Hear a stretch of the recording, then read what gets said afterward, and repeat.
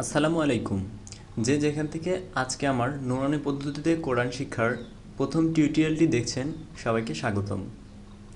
আজকে আমরা আলোচনা করব ২৯টি হরফ নিয়ে এবং মুখস্থ করব ২৯টি হরফ, যাতে করে আমরা কোরআনুল কারীম পড়তে পারি।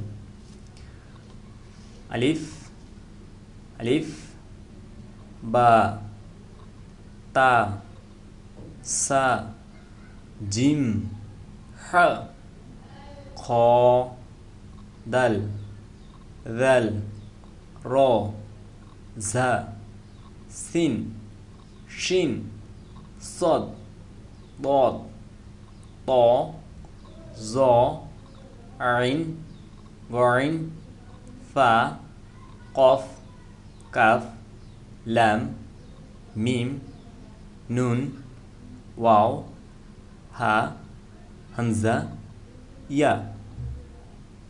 এবার আমরা দেখে নিই যে হরফগুলা আমাদের সমস্যা করতে পারে বা সমস্যা হচ্ছে বা হতে পারে।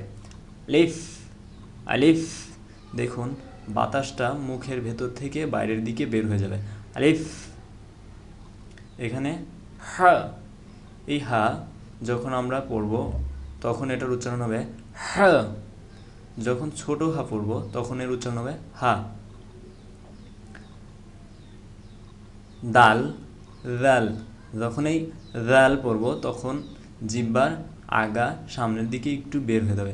দাল, দাল, দাল।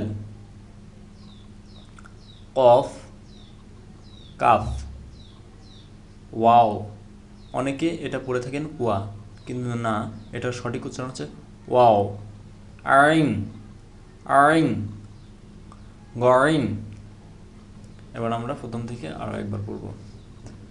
আলিফ, বা, তা, সা, জিম, হা, খ, দাল, দাল, র, ঝা, সিন, শিন, সদ, দদ, ত, জ, আইন, গইন, ফা, কফ, কাফ, লাম, মিম, নুন, ওয়াও, হা, হামজা, ইয়া।